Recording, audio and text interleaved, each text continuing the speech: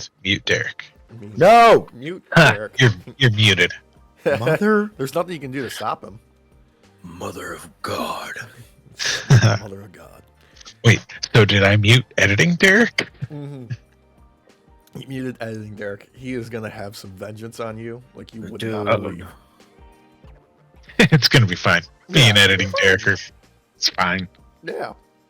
Give him a piece of candy. No worries. Does he respond well to candy? Because I know, You have no idea. I know regular Derek, not a big fan of sweets. Is editing No. Derek is he on the candy train? See, the trick is you give editing Derek the candy he doesn't like. You give him a bag of black jelly beans, hates them, but is so excited for the bag of jelly beans. It doesn't make sense. Yeah, because I think it's his first thought is I can get up to some dastardly deeds with these black jelly beans. Mm-hmm. Because they look like, like craisins a little bit. They also look like deer poop a little bit. I could see editing Derek doing something wild with that shit. So My imagination is not being kind to me right now, so I'm just going to move past it.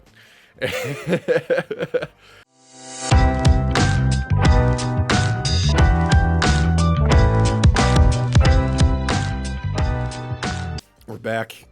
Poor Derek was alone last week, all by himself, because I was out and about doing stuff way up north, dodging a hurricane, which I'm probably going to have to now manage a second hurricane. yeah, Yeah. yeah. It's going to be fun. It's going to be fun. But doesn't matter because we got Bad Blood. We do have some bad blood. Mm-hmm. We do. And it was a great show. see, I'm on a different side of this one. I thought it had a solid fucking opening, great main event, and the rest I'm kind of meh about. Okay, you know what? I do think there are some arguments to be had in that discussion of it being bad. So I won't deny that because there was definitely some I don't know, less than awesome moments in the mid card area versus the opening and end. So Yeah. Now, Walsh, how much, if any, of it did you see? I saw none of it. You saw none Tim of it. was gonna come over and watch it, and he was real sick, so we were like, "No, you stay the fuck home. I'll watch other fun stuff." Yeah. Okay. So, surprisingly, we had Hell in a Cell, Drew and Punk opening up the show. There was some rumors circulating like last week, I want to say, that they are angling for this to main event, which I see both sides of the argument on this one, you know? yeah, I do too. Like the heat, the booking, all of it deserved the main event slot. I think it was just logistically they wanted the other stuff that happened in the main event to happen at the end of the show in its place. And I don't know if it's just politics backstage happening or if this was just a production choice that they wanted to put some heat on it. We'll get into that when we talk about the main event. How about that? I will say, without giving anything away for the main event yet, that I can see a politics angle because of all of the parties that were involved, where one of them stands out amongst the others that likes to play politics the most. Yeah, like this is the level that we're at with WWE where we can speculate on there being both in-universe fictional politics happening and also real-life backstage politics being a factor. And you could say either one is correct. And that's kind of the fun of it right now. But a little bit. Yeah, opening of the show, we got straight into Drew and Punk in a Hell in a Cell match. And the rehabilitation of Hell in a Cell matches is starting to actually work finally. Like last one we had, Cody with his torn pec, mixing it up. And it's been I want to say 5 years before. Yeah, it's been 5 years where they had that disaster one with Seth versus The Fiend that ended in disqualification. that people Yeah. were like, "What the fuck is this?" Yeah. I have to admit, if you're gonna open a show, this is a way to do it. You have both both wrestlers coming in and like with a lot of heat, and the crowd is behind both of them completely. Drew's entrance, I'd have to say, was pretty awesome. He looked like a black dragon. Yeah, he was subdued and just like did a lot of work with his eyes during that entrance, where it was just like, no, cold, steely, stoic. I'm here to do a job, and that job is to basically put CM Punk 6 feet under. What I think kind of takes the piss out of Drew a little bit, that from that like very like serious moment where before he steps in, he's like looking at it and like staring down at the like the entranceway into the Hell in the Cell, and it shows like some stats. Oh, we lost a Walsh. Where'd he go? I feel like he can't hear us. Oh, there he is. Yeah. There he is. Can you hear us now? Yeah. Yep. Now I can. Now that the computer's back on. Jester. Oh. She's been liking to sit up on the tower so she could look down at me. And apparently stood right on the power button. Really? Oh, that's great. Oh my God. Like, okay, so I remember my hand position, but I don't remember what I was saying now. God damn I have no idea what was going on anymore. Yeah, it's okay. Look, we'll just. You're talking about yeah, Drew. yes. Oh, yeah, I got it. Yeah. Okay. So like Drew is staring at like the entranceway into Hell in the Cell, and right next to him, they throw up some stats, and it shows that he's 0-2 in Hell in the Cell matches. Yeah. Which I think kind of takes the piss out of that moment a little bit. Like, I guess you could take it both ways. It either adds to the weight of him needing to win, or it takes the piss and is like, hey, this might not happen. I think you could take it both ways. But I did also like, I think it was 2009. It said he is when he participated in his first Hell in a Cell. That was his first PLE, I think is what it was. It was it was first PLE debut. Yeah, I think that's awesome. Yeah, like dude's got some history with Hell in the Cell. That's always fun. So does Punk. I want to just like once again just like highlight like these guys are main event already, putting on probably what is unfortunately like the match to follow is the opening match, and like just brings everybody else down.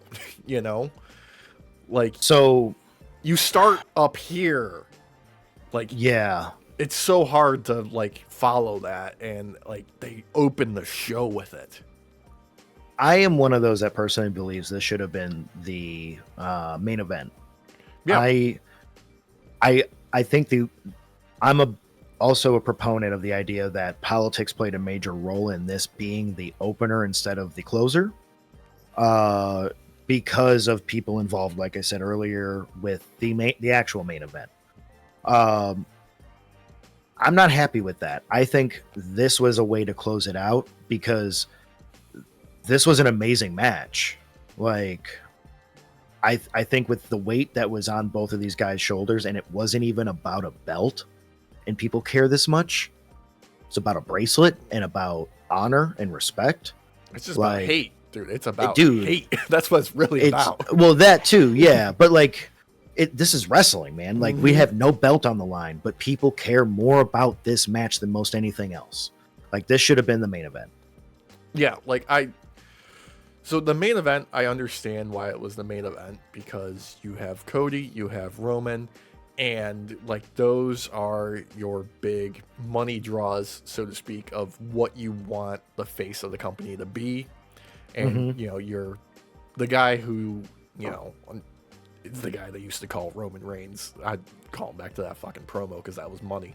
But like at the same time, I'm sorry, you've got a big enough roster where you can have different levels of what the main event is going to be on your B show, so to speak. Like, this isn't WrestleMania, this isn't SummerSlam, this is a B level pay-per-view that you've only done, what, 3 times previous to this? Maybe 4? I think 4. Yeah. Is it 3? It might be 3. I don't remember. Yeah, it's only a handful of times. Yeah. So, like, you know, like, you're allowed to have, you know, these guys be your main event instead of Cody and Roman. It's okay. Like, you don't need to have them be the main. Like, people are buying the ticket, so to speak, anyway, even at their insane prices, because this was like their highest gate for an arena show in history, because they are price gouging the fuck out of their tickets right now. I mean, I'm sure I mentioned this before, but I was looking at live events when they were coming down here not that long ago, and it was like $400 for a non-televised show. Yeah, that's actually the same issue we had. We were looking at one of them, and it wasn't 400. It was like, I think for the two of us, it was about 250, somewhere around there. It was still a decent chunk of money. You know what I mean? Yeah, and it wasn't even televised. Like, if I'm going to pay that amount of money, it better be televised. Like, I want to be able to see my dumbass out in the fucking stands. Well, it's like, don't get me wrong, like, the live shows are, they're fun. That's what their whole, like, wherever the wrestlers cut loose. But that also means there's no consequences for what happens. Right. And if I'm paying, you know, if can I'm make money, for a good, it can make for a good, interesting, like, one-off kind of event that no one else gets to see, though. So I can see kind of the argument. Yeah. But still, I mean, like, those kind of prices, man. Like, the whole point of live events was to give people, you know, some less expensive options to see their favorite wrestlers. I agree. I do agree. Maybe if the stakes actually were real, and then it puts a premium on going to these live events, maybe it'd be more longer lasting, where if, like, you're watching only on TV, you only get to hear about it or maybe see a small clip of it. I mean, I don't think they have any of that anymore. Like, sometimes you catch, like, some fan footage from the stands and stuff of what goes down at the live events, but that's really it. And, like, occasionally you'll see, like, okay, they do, like, a supercut of, like, some entrances at those shows and whatnot, of just being like, hey, you know, here's some stuff that, you know, why you should come and see one of these shows type of things. That's it. Yeah, because I want to. I would love to. I'd love to go, even if it's just as a fan and not, like, in a press kind of way. Just to go. But yeah, it's so expensive that it's like I'd rather just watch it on TV. Yeah. Speaking of which, got Royal Rumble, I think, is the next big show that's gonna be in your guys' area, and that's in Indianapolis. Yes, I think that's the next big show that's at least close to you. It is, because we have Survivor Series, and then was it Saturday night main event? Something or main event? Yeah, and then we have Royal Rumble in Indianapolis. Not gonna go to that. That's too far away. I'm not driving that far. I'm sorry. Indy's not that far. I don't, brother. It's not so much the distance. It's more the smell. I don't like. I don't like the smell of Indiana. I've been through it and in it so many times, and it's always the smell that sticks out to me. Nothing against Indiana people, like, nice, great people, but the state itself just has this funk kind of smell. One of the 4 things that we will consistently bury on Night Off: Indiana, Ohio, Hulk Hogan, and Logan Paul. Yep. Yes. There are some great towns in Indiana. I won't deny that. Some nice little areas. Shitty failed cities. Yes. Oh, there's many of those too. Yeah. Gary cough. But every single place in Indiana just has this very distinct. And maybe it's because I'm from Illinois. I don't know, man. Maybe. It's just there's a funk. I don't like it. I don't like it. God. And that smell is actually subtle racism. It's not subtle. It's not subtle. Yeah. No, it's not. Oh, it is not subtle. Yeah, but back to Bad Blood. All right, so a couple of things from Drew and Punk in the Hell in a Cell. I love the use of the table in this show. Like Which one?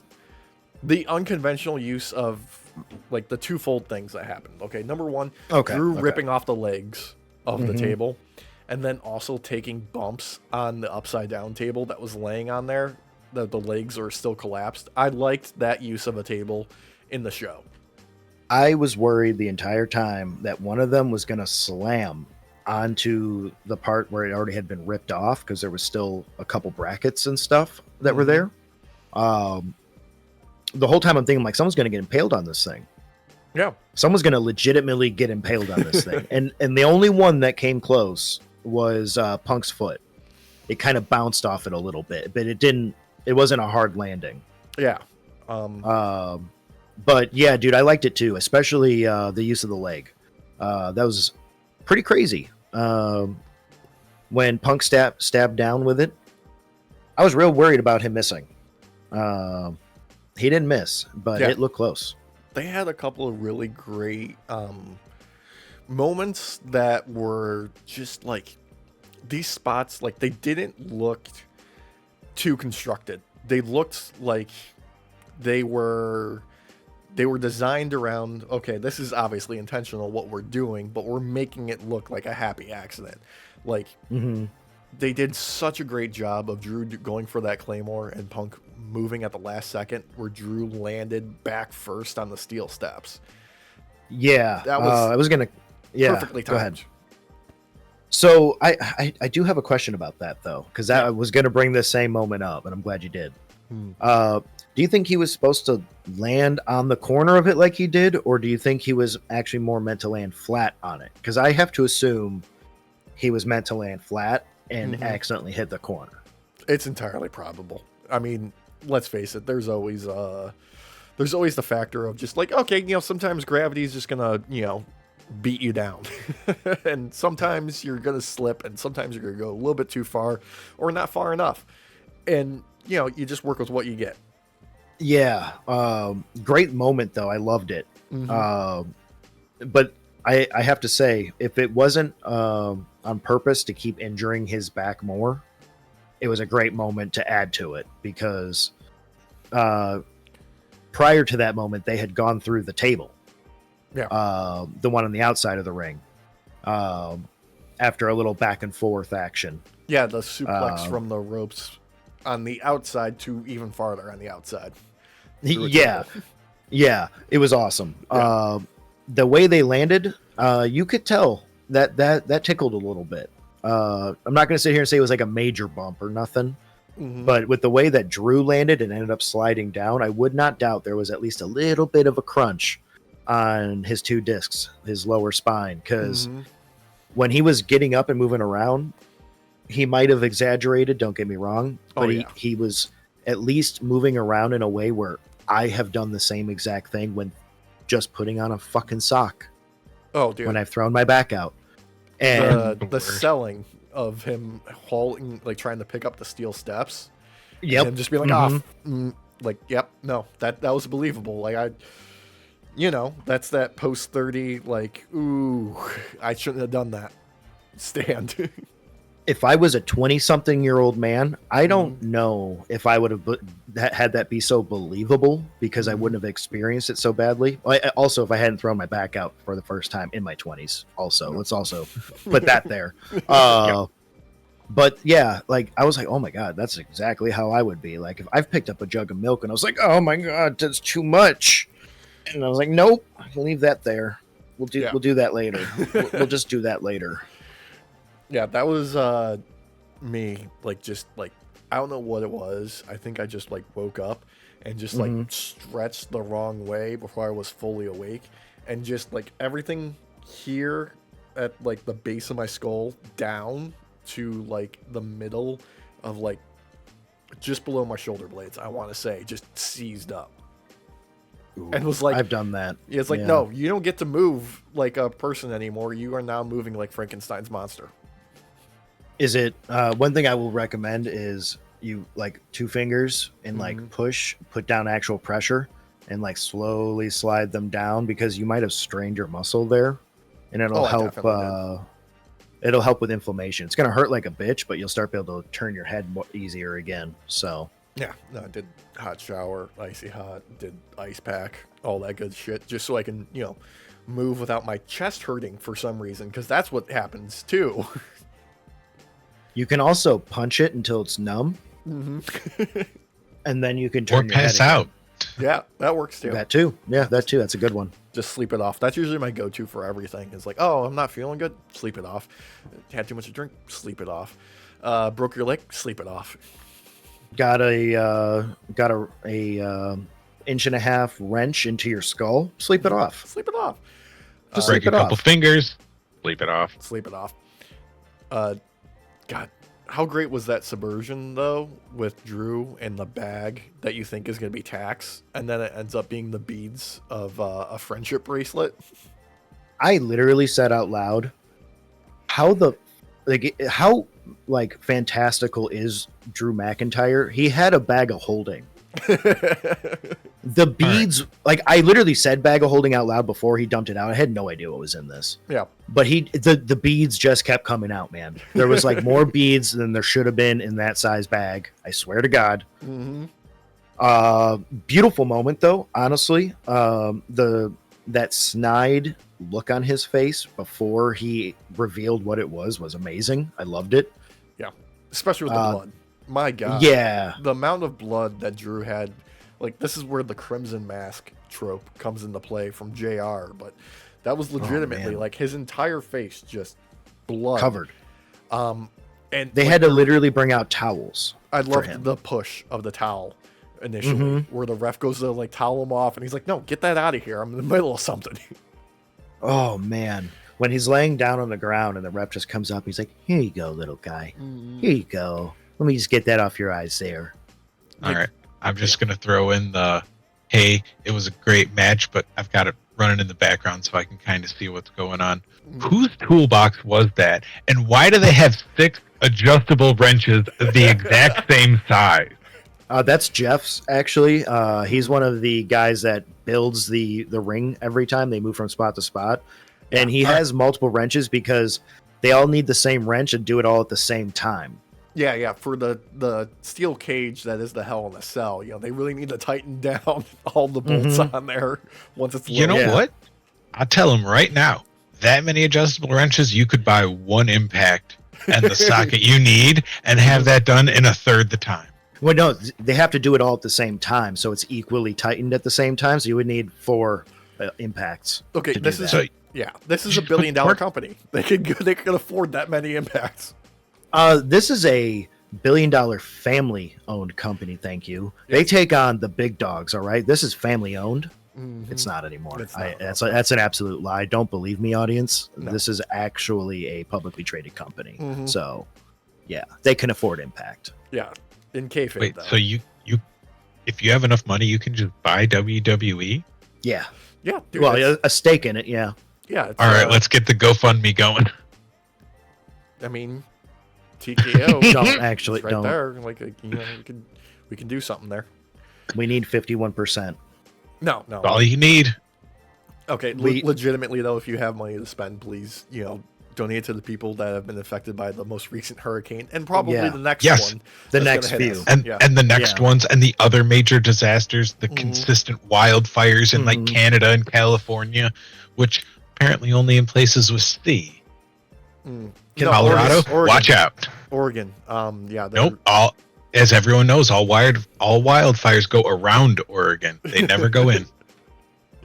Oh, people in Oregon that have been affected by wildfires. It's a total joke. Yes, I was going to say. I know. Like Australia or New Zealand. True. Yeah, because that's upside down. How does that work? I don't know. Oh God. Apologies. Checkmate. Yeah.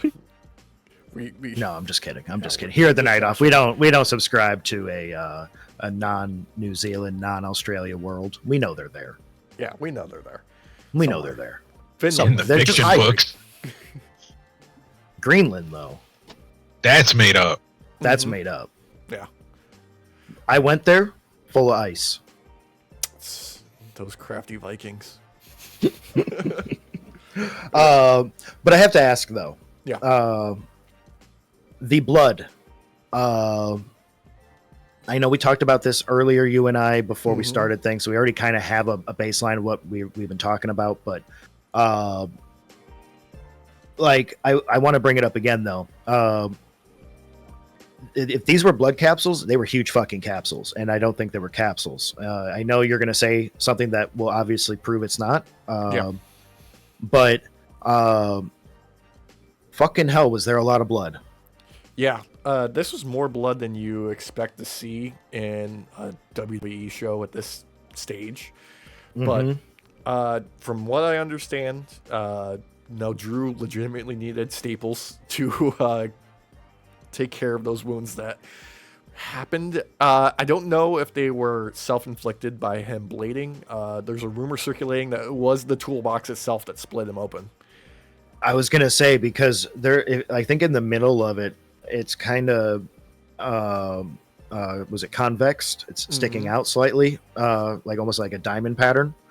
And I could see that cutting them open, even though it's technically all smoothed around, because it does come to not a real point, but like a slight edge, quote unquote, enough to where you think you know me. Sorry. Yeah. Okay, I found it. Yeah, according to Sean Ross Sapp of Fightful, SRS, don't miss. He's been told that Drew McIntyre got 16 staples after his match, but was otherwise fine. Well, so with that one, the blood was just pouring. Yeah. Like, fucking pouring out of him. The dude, like, he proves that rumor true that there's a pint of blood hidden up here. Just waiting. waiting. Just waiting. Yep. Yeah. You just need to put a little tap in there and twist it a little bit, and it just comes, just blood. Yeah, just blood. like maple syrup. You know, I gotta say, it was some bad blood. Yeah. It was kind of bad. It was too much. That's when it gets to be bad, when there's too much. Yeah. Luckily for him, he wasn't like Finn in his last Hell in a Cell match with Edge, where they had to put the staples in his head mid-match, because that was some scary shit. Yeah, you can still find a clip of that online. Yeah. I believe like his leg was twitching like during that, because they were actually injecting like anesthetic into his head to keep him from moving so they could staple him shut. Poor guy. Oh, God. Yeah, scary shit. But we got to see the beads make a return attack again later on from Punk's point of view. Got Drew up against the stairs inside the ring, scoops up a bunch of beads and just shoves it in his mouth after wrapping a chain around his knee, technically his thigh, but his knee,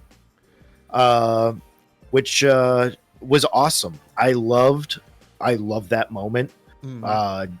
Drew is such a good seller, man. Like, such a good seller. That moment, like the fear in his eyes and the like shock, like not really understanding what's going on, even though obviously he knew, outside of kayfabe.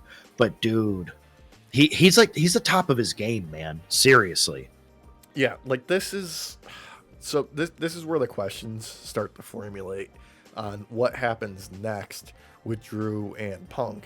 Because, okay, where do they go from here? I mean, obviously Punk got the win, which in, wrestling world, that should mean he moves up the card onto something more. Like, does he go after Gunther? Does this, parlay into something with Cody? Probably not. No. Unless you're going to do a full-on Punk heel turn at this point, which I could see going over very well. We'll see. Drew, sure, he took a loss. I think this is a good time to, give him some time off. He's been going hard this year. So give him a little bit of time off. Have him come back around Rumble, I would say. Yeah. And, or just after Survivor Series. Like, give him some time off. Yeah. Especially to heal up. I do think that this is not a definitive end for their rivalry. I don't want to say that. No. But I think this is a definitive end point, or you can see this as a definitive end point for this part of their rivalry this year. Yeah, I would like if they okay, we moved away from it for now, but anytime the two of them are in vicinity of each other, it's on site, Well, yeah, because you don't want your ops to catch you lacking, and Drew's the type that will remember, so he won't let it go. Like, that's why I don't think this is over, but I think it's over for now. Yeah. Gotta find some way to have him team up now. Yeah. Well, Who's a big enough villain that could draw them together, or a good enough good guy to make Punk go bad and team up with Drew to go against them? oh, I already have a name, brother. No, I'm waiting for this. I don't, so let me hear it. Yeah. The Icon. LA Knight? No, I'm just Sting? kidding. No. He wouldn't come back to WWE. No, I'm just Goldberg? kidding. Well, yeah, I don't want to say him. No, actually, I'm thinking of Seth freaking Rollins in with my real answer. I think that's a nice unifying person where both of them equally hate him enough. So I like it. Yeah, I could see that working very well. Like, maybe that could lead into like a triple threat at WrestleMania, maybe. Yeah, I could see that too. Yeah, I don't, like I said, I don't see the stuff being over.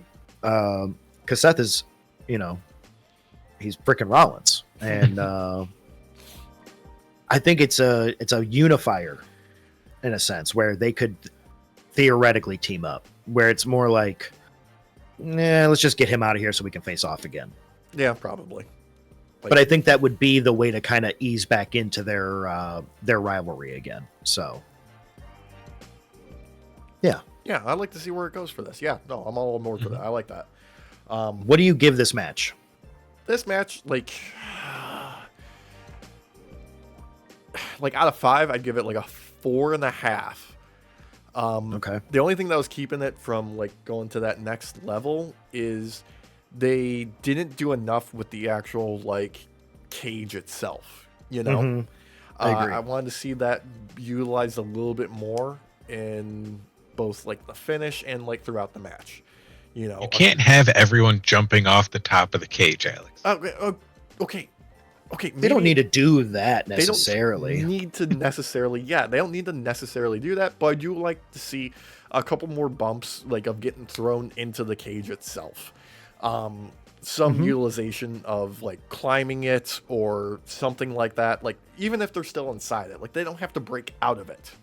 But that's, I mean, really. we saw with AEW, with Page versus Swerve, man. They use the cage without really necessarily needing to climb anything. They put the barbed wire up and Page dragged Swerve's face. You could have put the chain on there and like wrapped and got Drew or Punk stuck to the fence so he can't get away and do a Claymore.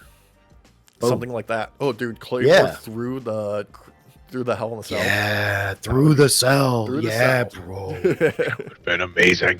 If you wanted to sell how powerful Drew is, that would be a way to do it. Yeah, that would have been that would have been awesome. Yeah, I mean, I get it. They don't want to, use every trick in the book right away. Maybe they're holding something back for something down the line. Who knows?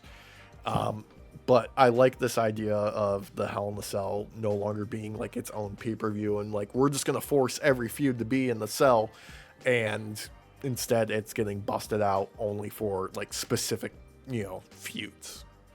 It should be a special thing. Yeah, I was going to say it makes it more it makes it more iconic in a sense, or elevated in how it feels when it's only reserved for these specialty feuds that really just hit hard. Like Punk and Drew, like it's worthy of it. Yeah. Let's talk about some of the other stuff on the show, like the mid card. I feel bad. Nia and Bailey had to follow this immediately, and like, dude, I'm sorry. Like Nia, she's been so good since she came back, but still, like her in the ring work is lacking, and this was not a good night for her and Bailey together. Yeah, there was a few sloppy moments. Yeah. Particularly with Bailey trying to pick up Nia from off the top rope. Oh, the retconned Hurricanrana that she like, oh man. That was I'm sorry. Like there are like, I don't know, I think this one was agented by TJ, Natty's husband. who normally does not miss with booking matches and putting them together. This, like, I don't know why they decided, hey, Nia, here's some things that you've never done. Let's try them on, a big show. Well, I will say, her trying to do submission holds to show how she's like expanding her repertoire, I did enjoy that. Yeah. I will say, I did like that because I want to see her do more overall, and that was a great way of showing it off. But like the Hurricanrana moment, that was not even meant to be a Hurricanrana in the moment. Yeah, it was just kind of like a mishap that happened to look like one. Yeah. The Samoa drop that did not work at all. That took 3 tries, 2 tries for Bayley to actually pull one off. Yeah. Because it's not all Nia's fault. No. Like, both of them were being sloppy in this. I'm not going to sit here and like put blame on it. This was like a 2.5 for me. It was still good. It was still good overall. It was all right, but this was like the same match that they just had with the same finish of, Tiffy Stratton coming in and Nia thinking she's cashing in, and like it was the exact same. They just did this. I saw that one already. Yeah. So I don't remember if I said it on the pod or not, but I know I had talked with Christina about it. My guess was that Tiffy would come in and she would cash in after that manhandle she got from Nia the other week when she grabbed her by the throat, which was like a very shocking moment. Like, there's a ton of videos and stuff like that have popped out from it because of how like it was raw that kind of felt. Yeah, dude, that was feel like I got a little traumatized from that. I was hoping she would cash in though. Like, this was the moment. I had said to her that I thought Nia would retain, and in the moment she retained is when Tiffy would come in. Didn't happen that way. Yeah. What we ended up getting was Nia being kind of knocked out for a little bit by Bayley, and Tiffy comes running in, and the next botch, she swings at Bayley with the briefcase, and misses, and then goes to hit her again, and it gets kicked out of her hands, which that part I think was supposed to happen. Yeah, that was definitely supposed to happen. What wasn't supposed to happen was the throw of the case at her, missing entirely. And I want to give her credit. She did a good job of saving that, of flinching like it's gonna hit and not selling that she got hit by it, just like rolling with it, and then deciding, scramble, pick up the case, take a knee, get out of the way, try not to, make it look like how it was planned out, and just rolling with it, adapting. Yeah, I agree. I was worried in the moment that she was selling it as she got hit. I was like, because that was nowhere freaking near her. I think this would have been a 3, maybe even 3.5 had she cashed in for me. Despite those moments there. Yeah, this was the time to probably pull the trigger on this storyline moment and like kick it off here. I do want to give them credit though for doing a good job of the ref bump in this, with Bayley going for that kick, hitting Nia, and her falling on the ref. I thought that was well done. Yeah, that was a nice 10 count. That was a fun moment because the audience got re-engaged into the match, because that was one of the other things I noticed. The audience was only into this match in certain moments. Otherwise, there was a lot of quiet going on. Well, when you open up with that Hell in a Cell match, that's going to drain the energy out of the audience. It's just, it's a fact of nature. Like, they're like so much adrenaline, so much excitement getting poured out by however many people, was it 16,000, something like that? Like, you can't expect them to get up for another match immediately after that without having like a break, And this is unfortunately what it was. This was a break match. Like, this was like, go make yourself a snack, take a leak. I happen to agree with that. There was a couple of those in this mid card. And also, this kicked off the theme of the rest of the night, which every match, starting with this one and following it, had a run-in at the end for the finish. Yes, actually, you are. Yeah. Yeah. Now that you say that, yes. I didn't think of that, but yeah, there actually is a run-in the entire time. Yeah. Oh God, yeah. Now They're not going to expect another run-in now. Mm-hmm. so like nothing against Nia, No. nothing against Tiffy, and nothing against Bailey. But I think that they are very lucky that this is at a off-time PLE Mm-hmm. versus this being WrestleMania. Yeah. Could you imagine this happening at WrestleMania? Dude, this is like if they did Jimmy versus Jay at Bad Blood instead of WrestleMania. Like, this would have been, like, people are going to forget about this. This is what's going to happen. Like, nobody's going to remember this match. Nope, especially come Rumble. We already saw it. Yeah, we've seen it. Yeah, we've seen it. Yeah. All right. Yeah. All right. I've got a stupid question. Shoot. What happens if Bailey just steals the briefcase from Tiffy and runs away with it? Does she get to keep it and cash it in whenever she wants? I mean, can you steal the briefcase? It's happened before, I believe. It has. I don't think they've had the opportunity to cash it in, though. I've seen the briefcase get stolen previously, but I don't think they had the opportunity to actually cash it in. Huh. But okay. Theoretically, it depends on the booking. It depends on who's writing it at that time, I feel like, of whether or not they could cash it in. But there's no hard, firm rule of, like, you didn't win the briefcase, you can't turn it in. It's whoever's got the briefcase, go for it. Story time. Yeah. I wonder if you could get a match to take the briefcase away. Yes. That has happened. They've had matches to compete for the briefcase, like post Money in the Bank. That's all right, then I'm gonna say this right now. WWE, if you're listening to me, this is your moment. You need to have Naomi trick Tiffy into a match to be able to take away that damn briefcase and have her take the damn belt, because out of anyone right now on the roster, in my opinion, Naomi is the one who deserves to have that belt. I don't disagree with that, simply because of the fact both Jade and Bianca are in the tag team and have belts already. Yes, that's the main reason why I'm saying it too. Their team, their little 3-person team is well over with me, and it's well over with a lot of other people, despite some botches and stuff that do happen in their matches too. Yeah. I think because Bailey lost this is the perfect time to push Naomi forward because of her not being able to get a chance to face off against Nia on her own.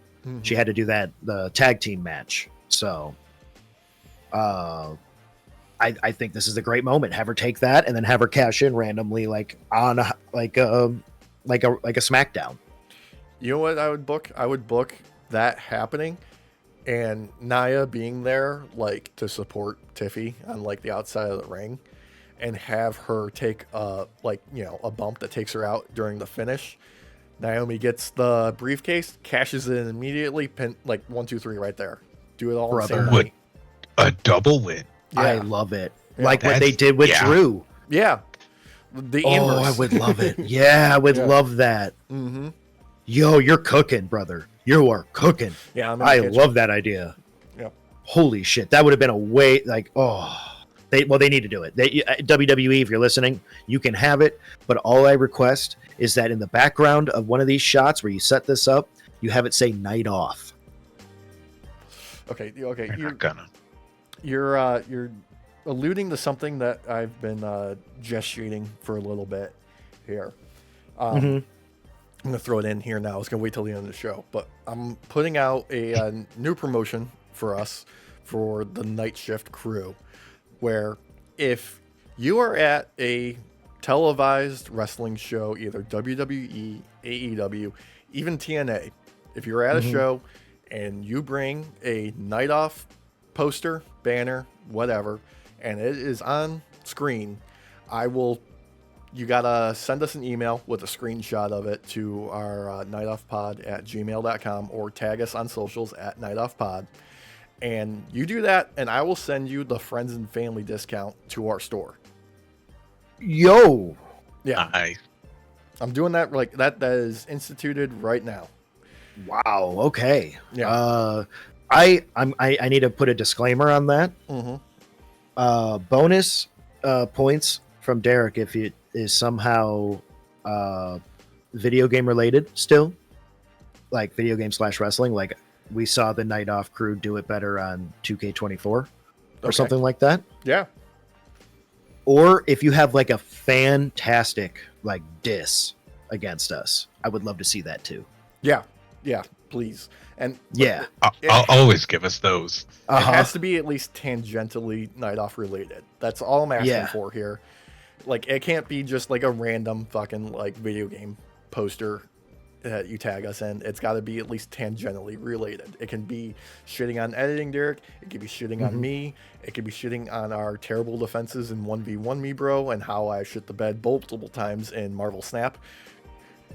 I'm just putting it out there. I got lucky on those. I think recording Derek has done real bad, not only in any sort of defense he's ever been able to do, but let alone just be a challenger. He might as well be called fucking Solo Sikoa, brother. Ooh. You know what? Yeah. I'm the informal tribal chief of Night Off. Oh, the pretender to the throne. That's right, baby. Yeah. That's right. Don't even have a special chair, let alone a throne. I mean, I'm at least sitting in a chair. Yeah, he's got somewhat. You know what? You can get you one of those yoga balls. You can sit there and bounce. Ooh, yo. Work on them abs. That's right. Are you? Do some kegels. Oh, Jesus. Look, just gonna power through. So next forgettable match, we got Damian Priest and Finn Balor. Oh God. Are they're still mad at each other? They're still mad at each other. Yeah. This was serviceable. Okay, this was fine. This is a middle of the road match, but unfortunately there was no real highlights to it. You know that I want to throw out there. There was nothing really terrible about it. What? There was one highlight that I do have to say looked awesome. Damian threw himself into the ropes chest first and did like a spinning backhand lariat. Yeah. And that looked really cool. I got to admit that looked awesome. Yeah, this was fine. Like, this is just fine. I feel like they understood their assignment, like walking into this show being like, we're not going to be the highlight. We just got to go out there, put on a decent match, and people will be happy with it. Unfortunately, this feels like Damian Priest just being fine with wherever he is on the card since losing the belt, you know? Like, it doesn't feel like he is advocating for himself very hard right now. And I feel like they're just kind of like, okay, we're just going to spin our wheels for a little bit with you here. We don't have anything new for you. We're just going to keep this kind of percolating until we come up with something different for you type of thing. Yeah, I kind of agree with that a little bit. I feel like they're in the moment. It kind of has that like KO kind of feel about it, where he's just kind of in the middle and just stagnates there, which is unfortunate. I really hope that is just because we're near the end of the year and they don't have like a proper storyline to set up yet.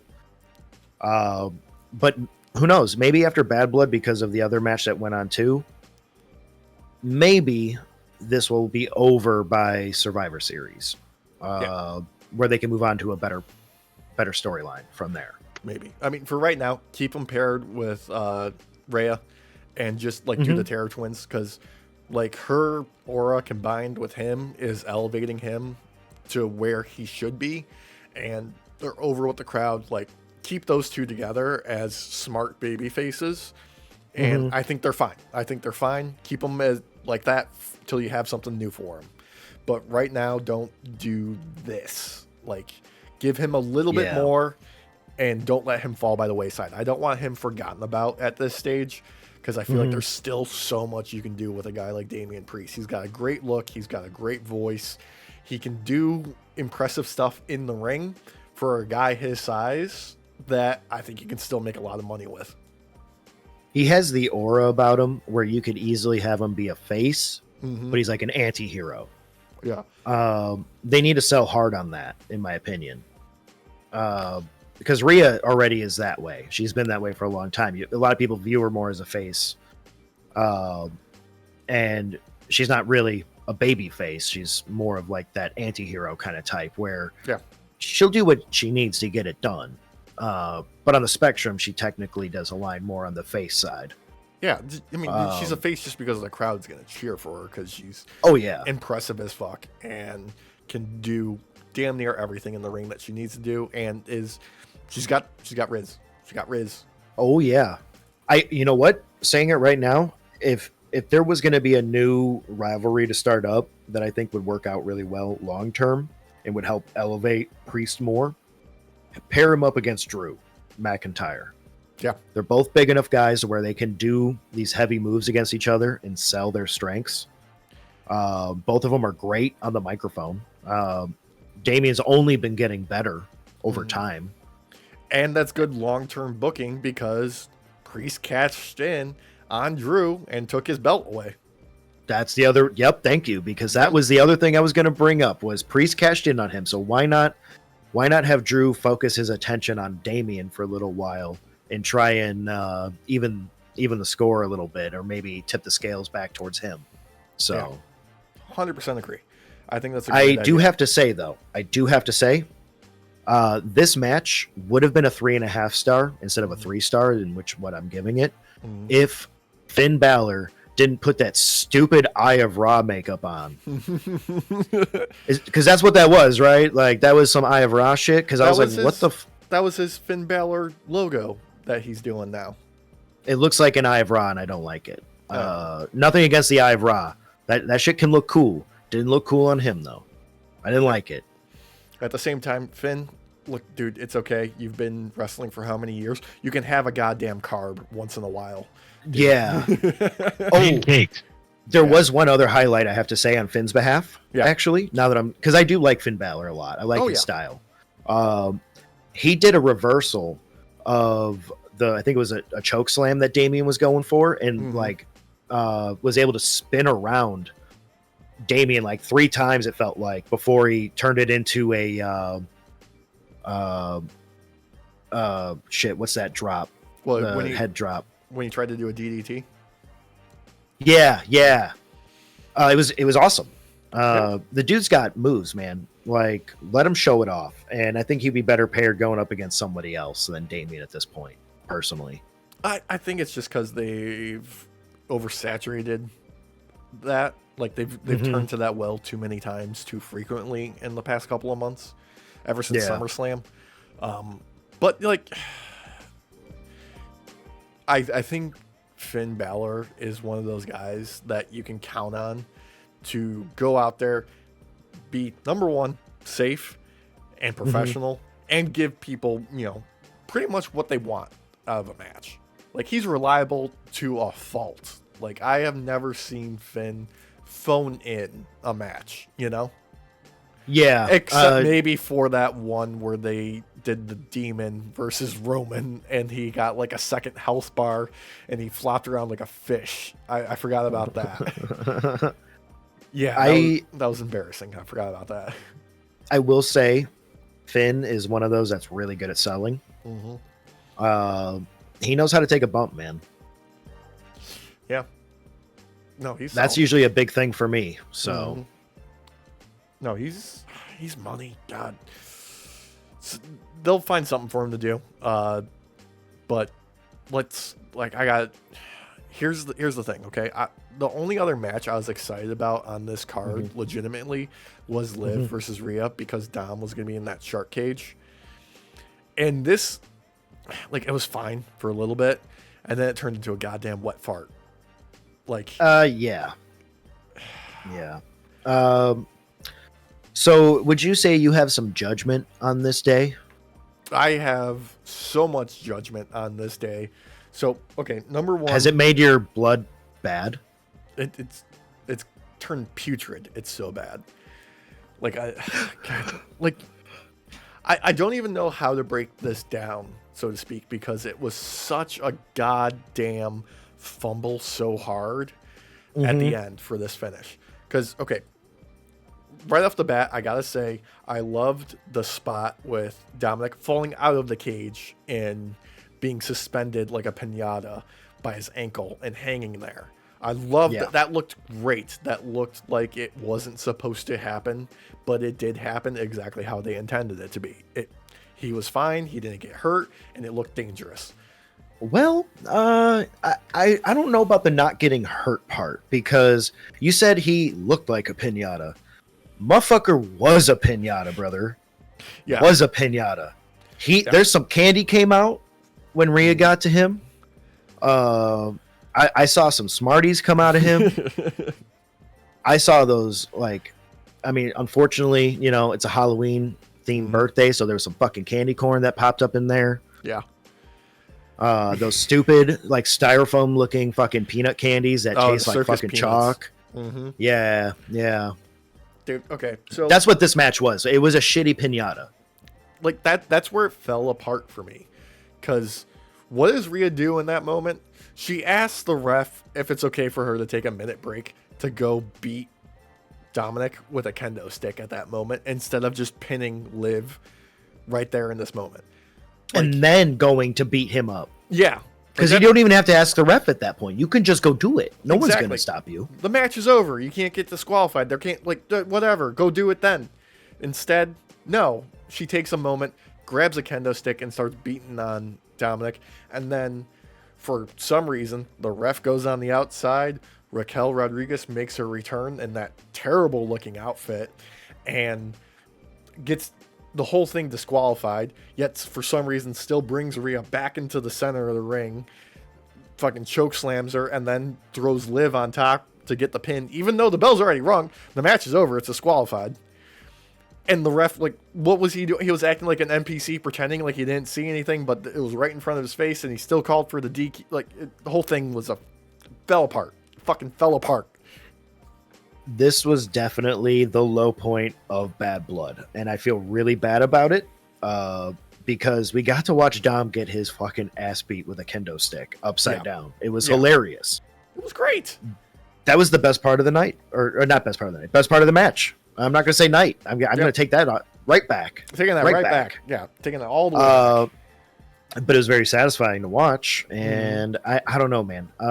I still give this about a 2.5, like middle of the road, because I do think that Dom moment, even though was not followed into correctly, just watching the moment raised it up enough. Otherwise, this might have been like a 1 star for me. When What's Her Face returned, I thought she was just wearing pasties. And I was like, whoa, like this, we're not in the Attitude Era. Like, what are you doing? Yeah. And then I realized that was an actual outfit. And I was like, oh, okay. Yeah, this was just, the production fell apart here. Like, I've got nothing against Raquel Rodriguez, or Gonzalez, as Triple H put her in the press conference afterwards, her old NXT name. But yeah, I noticed that too. Yeah, this was not the right night to do this, and this was not the right way to do it. With the look on some of the fans' faces right there along the, I don't want to say ringside, but like entrance side, I think a couple of them legitimately thought like a random fucking fan jumped out there and did that for a moment. Yeah. Because it didn't look like a wrestler came out. It looked like a fan popped out for a moment. I was like, oh shit, what the fuck is happening? And then I realized who it was, and I was like, oh, this was botched. Yeah. Like, this is really bad. And then it just went downhill. Like, okay, I will admit, I found it funny that she put Liv on top of her, like, to have her pin her despite it already being over. Yeah. Was it a botch? More than likely. Was it still fucking hilarious though? Yes. Yeah. Also, Liv still ragdolling the cell. That was actually pretty funny. But yeah, like, this had a lot going for it going into it that just fell apart, like, as it progressed. And I feel bad. And also, like, Liv is not over right now. Like, the crowd was always chanting that Dom sucks or chanting for Rhea. There was no heat on Liv throughout this match. Like, zero. I unfortunately think they're going to, or at least the plan was for this to be helping build up the heat more and be able to lead into, like, Raquel joining the faction of Judgment Day. Yeah. Being a women's division so that they can drop the belt from Liv maybe to Rhea or to somebody else, and then they can go on to do a tag team thing. Yeah. I think they're saving that for WrestleMania to do all that. I think that's wrong. I think they should have done it here if they were going to do that. Yeah, I think you're go ahead and let her take the belt off Liv now, and then let Raquel come out and do some smashing and stuff, and it's already over. Yeah. You know? So, yeah, I think that would have been the smart play. I don't know what they were thinking with this one. So yeah, like none of it makes any sense on a character level at all for anybody involved right now. On the upside, maybe Raquel Rodriguez will finally get some sort of personality or character that works for her because of this. Maybe. If she wanted it to be someone who is conniving and smart, this wasn't it, because what everybody saw was someone who thought the match was still going on and tried to have her friend get the pin. Yeah. I feel like she's going to be relegated to like Liv's like sidekick, and won't really have much of a personality other than that.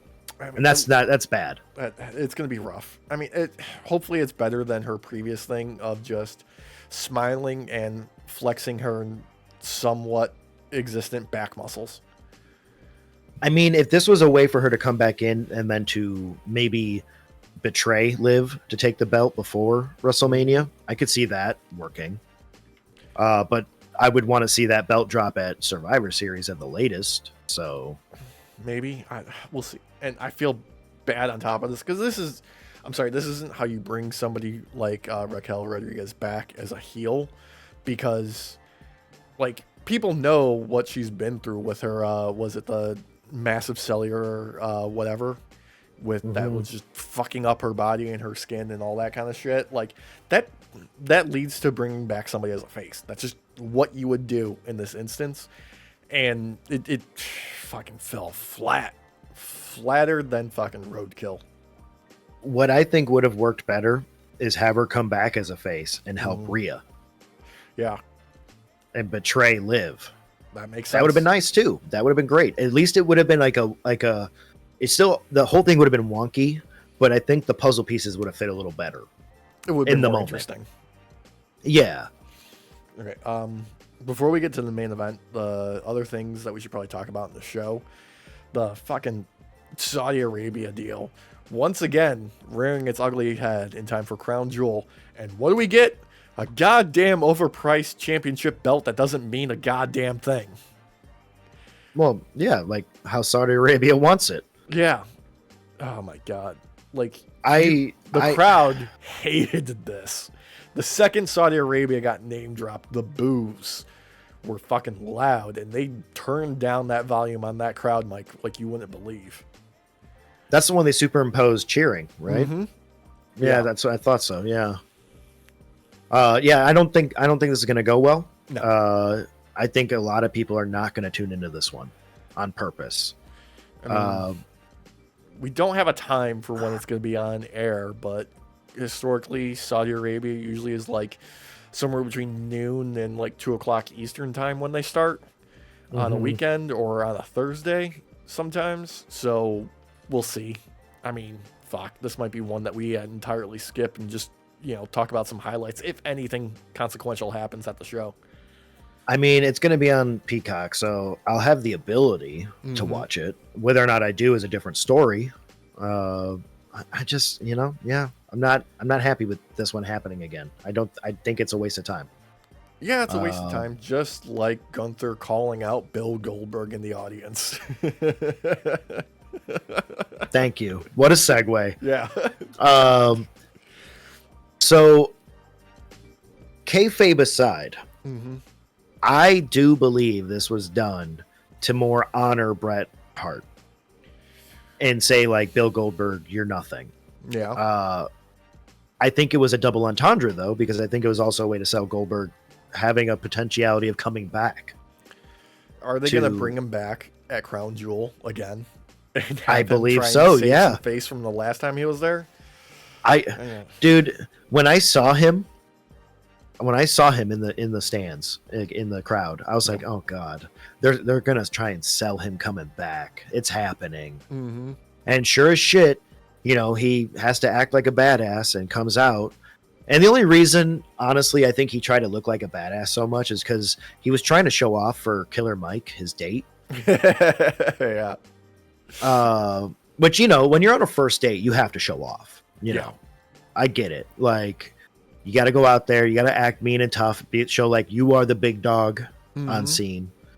It took what, like 15 jobbers, security, to some local to hold him back. Talent. Yeah.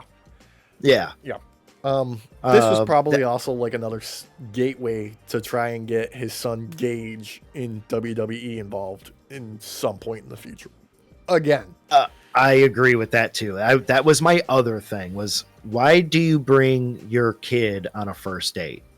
I don't think that's wise. I have once been on a date where the person brought their kid on a first date, and there was no second date. And nothing against the kid. The kid was great, but it was just like off-putting that there was a child on a date with me. And it was like, no, this ain't happening. So I don't know, Killer Mike, if you want to go on another date with Bill Goldberg. I don't recommend it. No, I wouldn't recommend it either. He might spear you and then jackhammer in 1, 2, 3, and it's over. Yeah, he's like a 3-pump chump. Like, you're not if you want to go all night, he's not the man you want, because he's gonna last between 30 seconds and a minute, probably get concussed in the process. If you want someone who can actually go the distance and be worth your time, you want like a Bret Hart. Yeah. Although, God, he hasn't actually done anything in the ring in a long time, but if he just, pulls up wearing that steel plate, like torso armor that he had, and you try and spear him, I'm all for it. Hell yeah. I do believe this was not necessary, first off, in the night. It was really weird. Like, this should have been saved for like a SmackDown or Raw kind of moment. Weird. Yeah. Like, almost like they were acting like this was just regular TV. Because, like, this isn't, I don't know. It was out of place for me. Like, legitimately, this was just like something that could have been scrapped entirely and been slotted in with Sammy and Gunther on this show. Like, their match, instead of it being on Raw. That would have been great, actually. I would have liked that. Yeah. I really think that Sammy will take the belt off of Gunther. He'll be the one to do it. Do you think eventually Bill Goldberg will cost him his belt? Like, there's going to be some fuckery with Goldberg, climbing out from underneath the ring and spearing Gunther, and then Sammy gets the pin? What if it's his kid? It's fucking Gage. Fucking Gage comes in and does a spear on Gunther, who's like half his size. Like, you don't disrespect my father. And he just spears him. But because he's half his size, he's on top of one of the boxes that Big Bronson Reed jumped off of to give himself some time to hit terminal velocity, so he can guaranteed knock over that tree of a man. It just wasn't needed. I think, if anything, this proved to me more so that Gunther should not have that belt. I'm not going to lie to you. I think he needs to move up to a different belt. Yeah. Try and go after the Undisputed. I don't think his talents are worthy of this belt. He's too ring general for this lowly belt. He needs to move up. He's had it for long enough. Yeah, that's fine. He doesn't need another like record-breaking reign at all.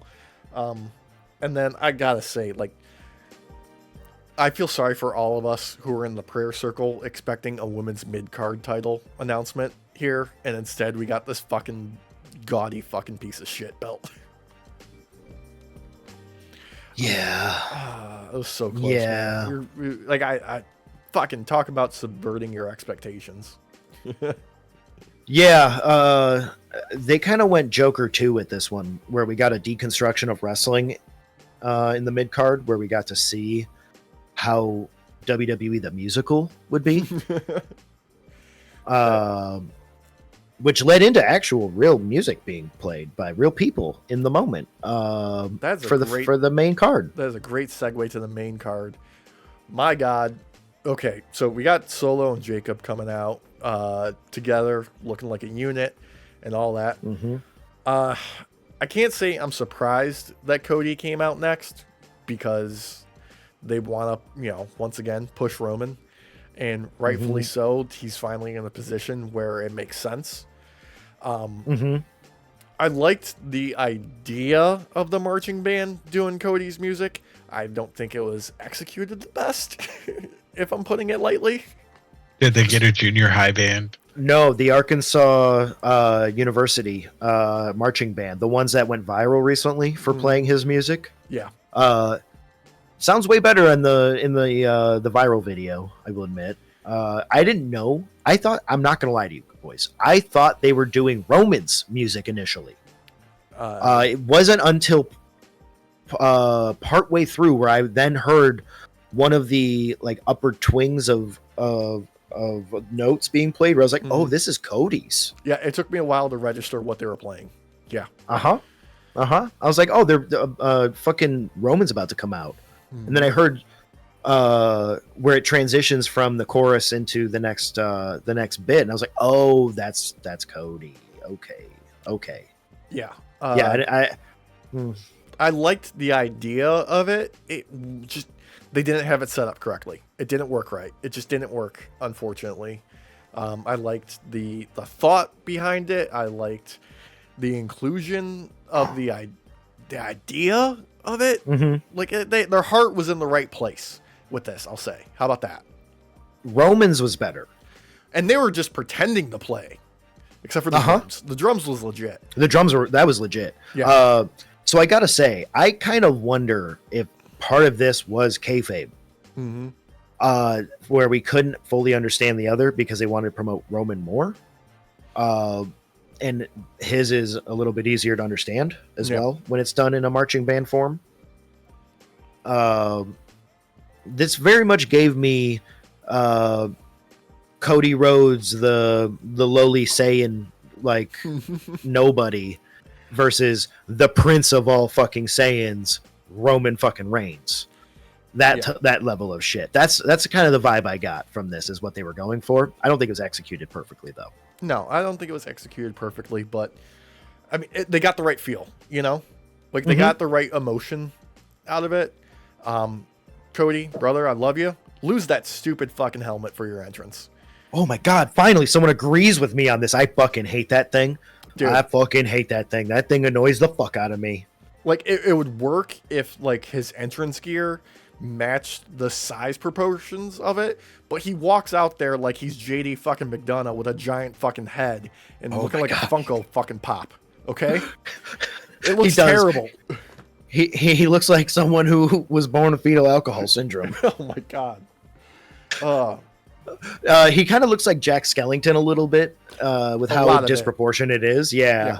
I'm just I know I've made this gripe on the podcast many times before. I fucking hate these like fucking mask, helmet, bullshit, ring entrance things because they're only done on the PLE. And it's like, if this was part of his character, like the Fiend, for example, where the Fiend would wear the fucking thing all the time. Yeah. Sure. You're selling me as this skeleton eagle man that fucking comes around and gives me low fucking car insurance rates. I'm good with that. Look at that. Those low rates. Yeah. For real. But that's not what it is. And it annoys me. Dude. I mean, like, then Finn's gonna be bag boy because he's always wearing a fucking bag over his head. He is. I don't want it. Look, there's another thing I wanted to touch on where, like, I think this is just a miscommunication with people backstage in the production units. But why was almost fucking everybody wearing black and red gear? Oh yeah, that too. Yeah. Like, Cody, Bailey are the only ones off the top of my head that were wearing different colored gear. I mean, Punk and Drew were wearing matching black and white gear, but everybody else was black and red. That was it. Okay, so one of the things that was very jarring for me, actually, literally was Naomi wearing all red. Yeah.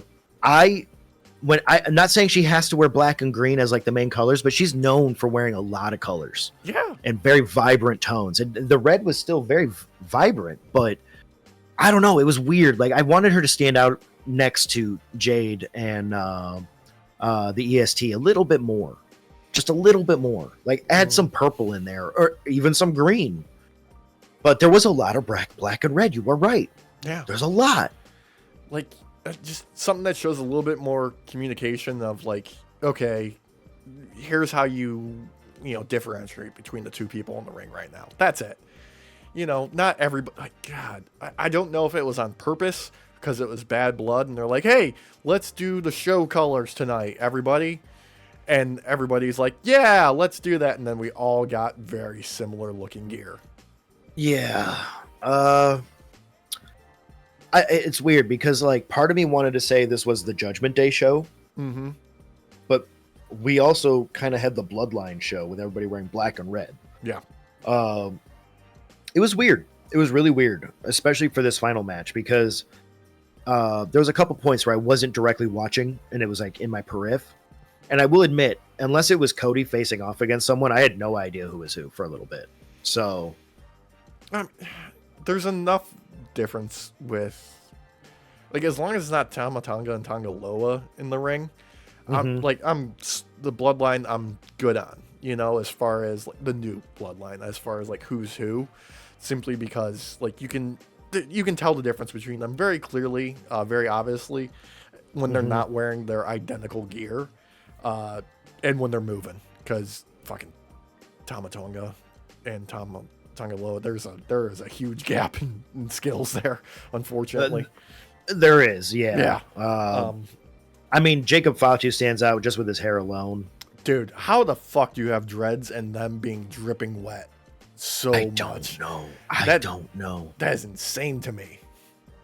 Like, it's like he literally dunks his head in a bucket and like lets it sit there and soak it all in before he goes out there. But dude, yeah, like it's just dripping.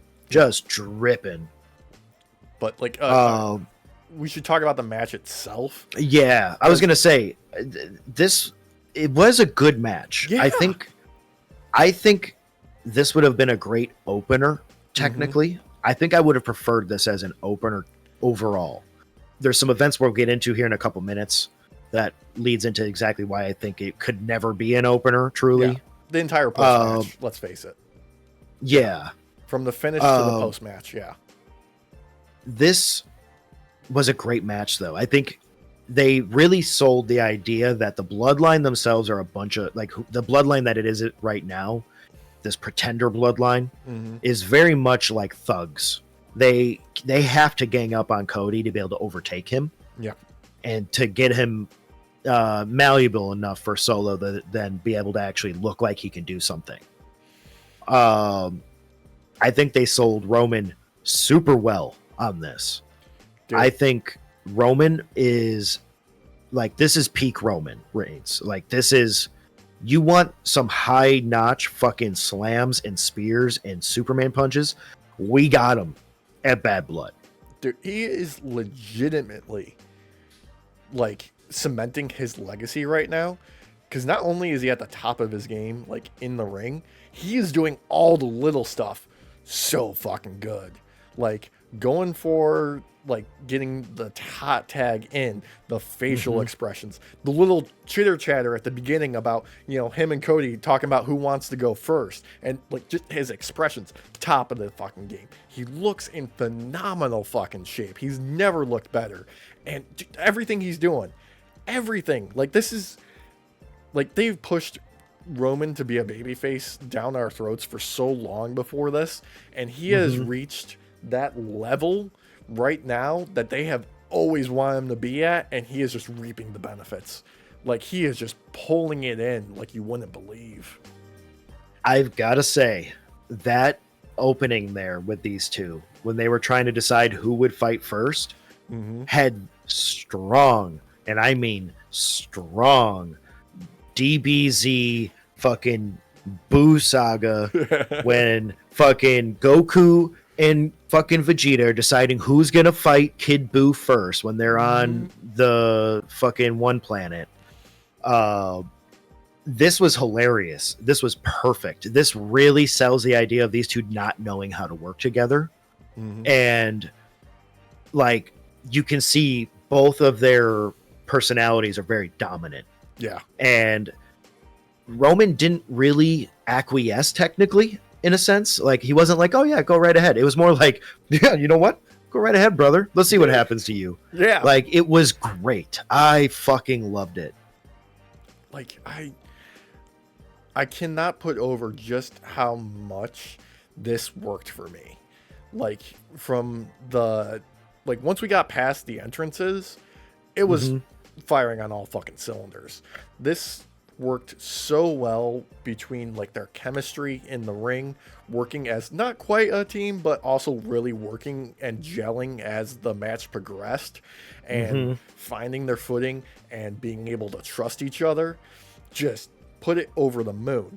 And like the one spot that is going to stick in my head from the match itself is going to be fucking Cody climbing to the top rope, giving Roman the salute, and then doing a fucking splash through the announce table on the outside, being just like, hey, I'm going to take care of Jacob. You finish the fucking job. I love that moment because it really sold the idea that we got some saucy nugs in this show. I was wondering if Saucy Nugs was going to make a showing because it was bigger than Bad Blood's logo on the announcer table. Yeah. And did not disappoint, brother. We got some Saucy Nugs all up and down that announcement table from Cody. Yeah. The only downside was this match was sponsored by Saucy Nugs and not DBZ Sparking Zero. Fucking A, dude. This would have been way better as a DBZ promotional. Yeah. That was because this match was a DBZ like match to me. What match was it? Was it Finn and Damien that was DBZ promoted? Oh, I think was it? It was one of them. It was one of the ones in the fucking mid card. I don't know. The fucking mid card is so goddamn forgettable, except for the botches. I can't remember. Oh, it might have been. God damn, it's hard to remember. But this was DBZ. Like this was like fighting the ads, getting through the ads, finishing off the boss. And god damn did Roman look good, man. God damn. It has to be said. It has to be said that this is finally what he deserves. The dude has been grinding and being a company man for so many years, and now he has finally fucking connected and is just like, no, this is what I'm meant to be and what I'm meant to do. And it's fucking paying off finally. Like, it's finally fucking paying off. Like, the years of eating fucking literal dog food on screen is paying off. And he doesn't even have to wear blue contact lenses. Yeah, thank God for that. Jesus. This is not Superman era Roman Reigns. This is Vegeta Roman Reigns, like to a T. Like Vegeta's arc when he starts to become a quote unquote good guy. Yeah. Like it very much feels that way, and I'm here for it because I think this is how you do it in wrestling. Dude. This is it. Let's talk about the finish. Because fucking Jimmy getting that fucking pop was earth-shattering. I think it's because Rikishi asked us all to pray for Jimmy. He did. Honestly. He did ask us all to pray for Jimmy. And I think our praying has worked off because instead of getting a spirit bomb, we got a Jimmy, which is just as good, honestly. Just as good. Jimmy handled the business, let me tell you. He came out swinging. He was sold over to the crowd fucking immediately. He didn't even have to lift the hood. I knew who it was immediately. I could tell by the kick. That super kick, dude. That's an Uso Brothers fucking kick, brother. That was. Also, gotta love the removal of the hoodie and showing off the new merch that says "They Not the Ones." Just always has prime merch. Fucking Jimmy Uso, man. I am so happy he's back because we've been talking about for a while when we were wondering when is he going to make a return, and I one of us had said potentially like WrestleMania the following year. Maybe. I'm glad they brought him back now. And I loved. Okay, we get Roman gets the win with a little bit of help of Jimmy doing the distraction and keeping the rest of the bloodline on the outside. As they're making their way back and the bloodline jumps Cody, Jimmy is the one who's like, no, man, let's go help him. And Roman listened. That shows growth in his fucking character. He's not the same tribal chief he was before. The turn is effective. This is after kind of snubbing Cody there at the end, in a sense. Not fully. No. It looked like we might get a handshake in that moment before they walked out of the ring, before the jump happened. And we didn't get a handshake. It's understandable. These two are still rivals. We got some non-verbal shows of respect. Yes, thank you. But this moment here with Jimmy being like, no, we got to go back and help him, man. This ain't right. Because you could see him say, I think, like 2 or 3 times, like, this ain't right. Yeah. And then Roman's like nods his head yes, and they go sprinting back. Dude, I got goosebumps in that moment. Dude. Goosebumps. Because it was like, oh, shit. They've sold me 100%. Like, I don't care when Roman backstabs Cody or vice versa. I don't care. This was worth it right here. This moment, all of Bad Blood was worth it for seeing him run back to help Cody. Both of them. That made the show, and that made it the main event right there. Yes. There was one upset for me in the main event, technically post main event. Yeah. And I could smell it coming. I'm not going to lie to you. I could smell it. I had a whiff. I knew what it was. Yeah. Once the news got out there that he was at a local college football game, he was in town, everybody could smell what The Rock was cooking there. And there's a couple of things that we should probably touch on. Number one, history is repeating itself with The Rock stealing Punk's main event. Always. It's always got to happen. It's lore now. It's going to keep happening.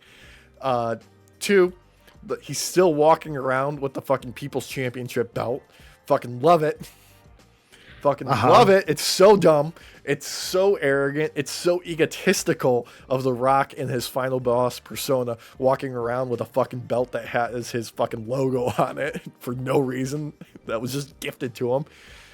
Number 3. The best roles are always with a big old kernel of truth. Number 3, the fucking countdown, saying nothing, doing the and then walking away, refusing to elaborate until you go to fucking Instagram Live and he's just cutting like a 20-minute fucking promo, popping champagne bottles backstage.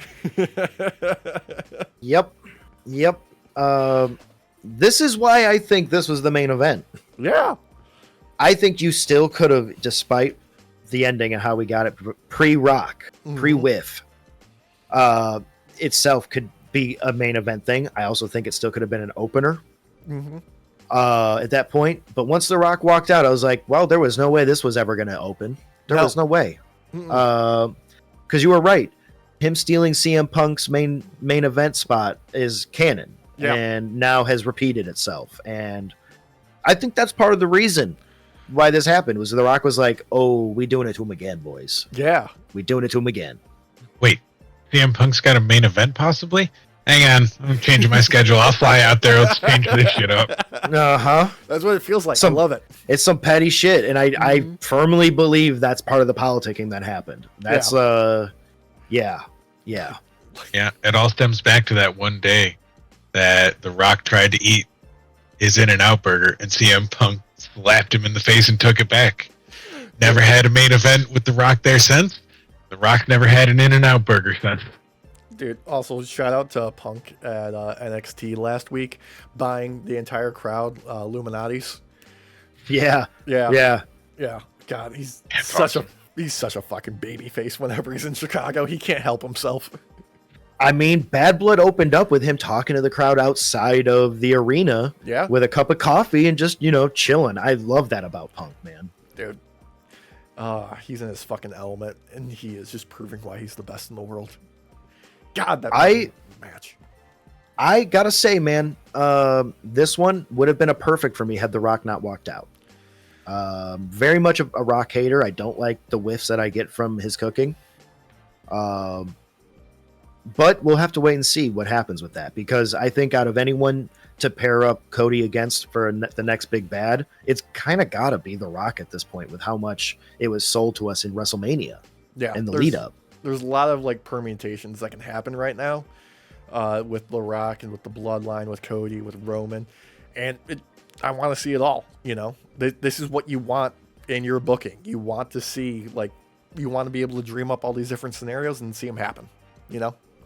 I gotta say, a while back this summer, I want to say this past summer, at some point, you had said that The Rock was very likely the one in Solo's ear and causing this big rift. I think we're about to find out about all that soon.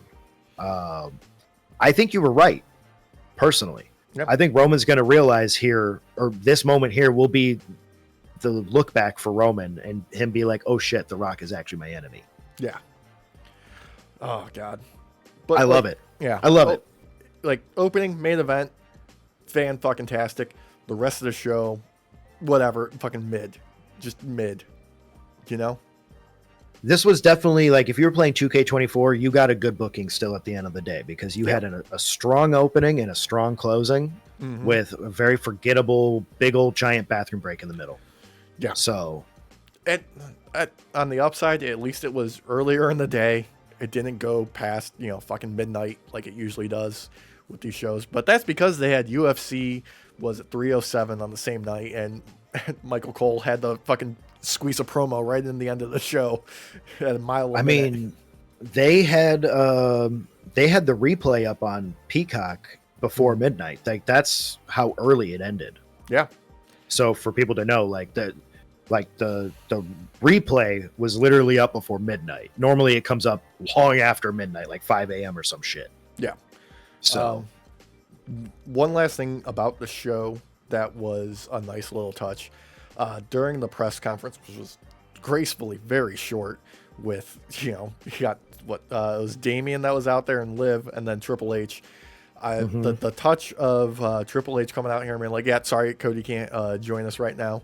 And then finding out after the fact that KO has jumped Cody in the parking lot because KO doesn't let anything go, and he's always going to turn on somebody. I thought that was a nice little bit of fucking, like, we're going outside the realm of what's real and what isn't real for a moment here, and just having some fun with the fans. I enjoy that too, because we've all been expecting KO to do something, and I love that this was a jump out in the parking lot and all that. Like, it's signature KO. Yeah, it's signature KO to not wait until the next show when he's going to run into Cody, and instead just fucking track him down and beat the shit out of him. Yep. Yeah, I enjoyed that. I'm glad this was a short presser, though.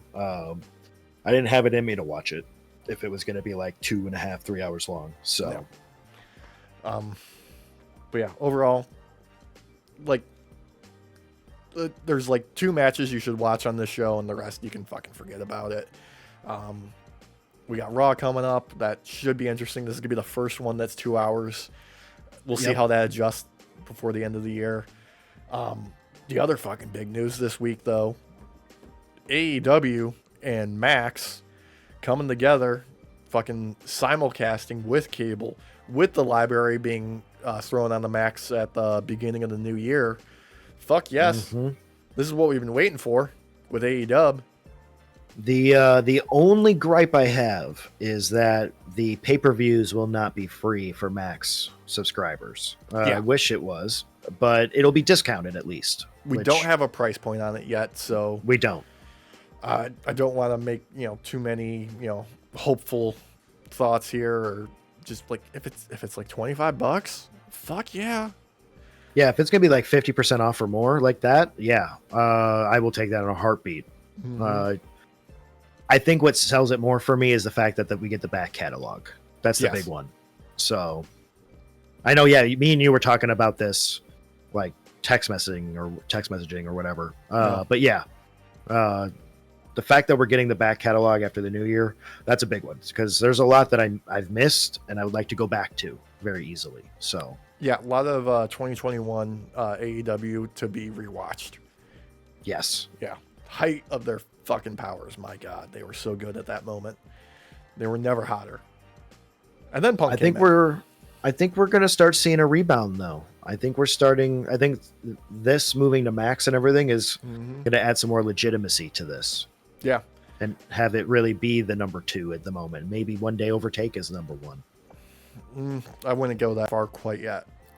Oh, no. I mean, that's years in the future. I'm just saying more legitimize their number 2 status. Yeah. So, at the very least. I mean, they're surpassing WCW as is. Yep. Exactly. It's insane to me, but that's what it is. Before we go, though, I do got to shout out, reason I wasn't, here last week. I was up in Salem. We were doing some spooky shit. Boys, we need to start saving. We need to start putting some things together because we all got to move to fucking Salem, Massachusetts. My God. I have never been to a more welcoming city in my life. Alex? Yeah. You were meant to go on a hunt to make sure witches go on trial, not join them. No, dude, fuck that, dude. I joined the coven. Dude, I've been to the fucking Mecca. I went to the Satanic Temple. I picked up my membership card. I told you they'd talk him into it. Yeah. Oh, we need to set up our freaking floating checker device along the river again, Walsh. You know what?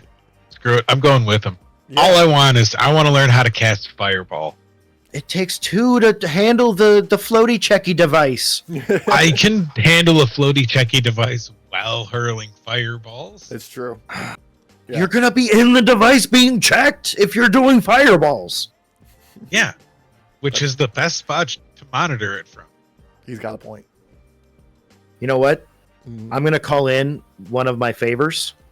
I am going to ask, since Rich Evans lives north of us, as state neighbors, can you please get a hold of Henry Cavill using your star power and have him help me hunt these witches? He would call them heretic. Yeah. Currently.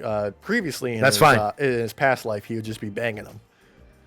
Well, that too. Yeah. Yes, that's actually true. Yeah. That's true. That's true too. But he might help me. Yeah, You know what? I call upon the powers of the cavalry. The cavalry. Ooh. Yeah. That's some serious power there. He might just. I need some reload action. Chomping on a cigar. God, I love that moment. It took a minute, right? It took a minute to hit.